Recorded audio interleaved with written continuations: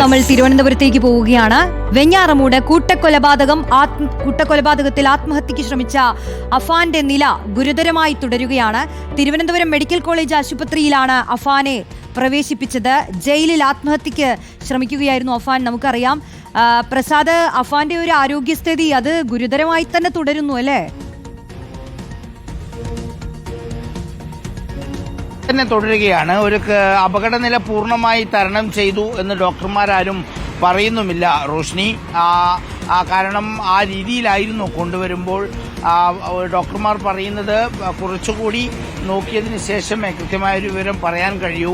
ഇപ്പോഴും ഗുരുതരാവസ്ഥയിൽ തന്നെയാണ്, പൂർണ്ണമായി റിക്കവറി ആയിട്ടില്ല എന്നുള്ളതാണ് ഡോക്ടർമാർ നൽകുന്ന വിവരം. നമുക്കറിയാവുന്നതുപോലെ ജയിലിലാണ് തൂങ്ങിമരിക്കാനുള്ള ശ്രമമുണ്ടായത്. ആദ്യ ദിവസം നമുക്ക് ഓർമ്മയുണ്ട്, ഫെബ്രുവരി മാസത്തിലാണ് ഈ സംഭവം നടക്കുന്നത്. ആ ദിവസം 24-ാം തീയതി ആ ദിവസം 6 പേരെ താൻ കൊന്നു എന്ന് പറഞ്ഞ് വാഹനത്തിന്റെ കീച്ചെയിനും കറക്കിക്കൊണ്ടാണ് അഫാൻ നമ്മുടെ വെഞ്ഞാറമൂട് പോലീസ് സ്റ്റേഷനിലേക്ക് കയറി ചെല്ലുന്നത്.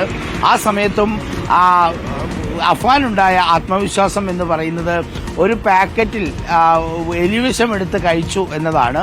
അത് പോലീസ് ഉദ്യോഗസ്ഥരോട് പറയുകയും ചെയ്തു. പക്ഷേ ആ കഴിച്ച എലിവിഷത്തിന്റെ വലിയൊരു ഭാഗം ഛർദ്ദിച്ചതുകൊണ്ടാണ് പിന്നീട് അഫാൻ ആ ജീവിതത്തിലേക്ക് തിരിച്ചു വന്നത്. അപ്പോൾ തന്നെ മെഡിക്കൽ കോളേജ് ആശുപത്രിയിൽ പോലീസ് പ്രവേശിപ്പിച്ചു. മതിയായ ചികിത്സ നൽകിയതുകൊണ്ടാണ് അന്ന് ജീവൻ തിരിച്ചു കിട്ടിയത്. ആ സമയത്ത് തന്നെ എല്ലാവരും ഉറപ്പിച്ചതാണ് അഫാൻ ഉറപ്പായും ആത്മഹത്യ ചെയ്യും എന്നുള്ളത്. കാരണം ആദ്യ ദിവസങ്ങളിൽ ഇതിനെക്കുറിച്ചൊന്നും ഒരു ബോധേഡായിരുന്നില്ല അഫാൻ എന്നാണ് ചോദ്യം ചെയ്ത പോലീസ് ഉദ്യോഗസ്ഥർ പറഞ്ഞത്. പക്ഷെ പിന്നീട് കസ്റ്റഡിയിൽ ചോദ്യം ചെയ്യാൻ വാങ്ങിയ സമയത്ത് തന്റെ അനുജനെ കുറിച്ചോർത്ത് വല്ലാണ്ട് പൊട്ടിക്കരയുമായിരുന്നു എന്ന് പോലീസ് ഉദ്യോഗസ്ഥർ പറയുന്നുണ്ടായിരുന്നു. പോലീസിന്റെ കണ്ണ് വെട്ടിച്ച് ഏത് നിമിഷവും ആത്മഹത്യ ചെയ്യാനുള്ള ശ്രമം പോലീസ് ഉദ്യോഗസ്ഥരും ജയിലിലുള്ളവരും അവരത് പ്രതീക്ഷിച്ചിരുന്നു, ഏത് സമയവും അത് ഉണ്ടാകും എന്നുള്ളത്.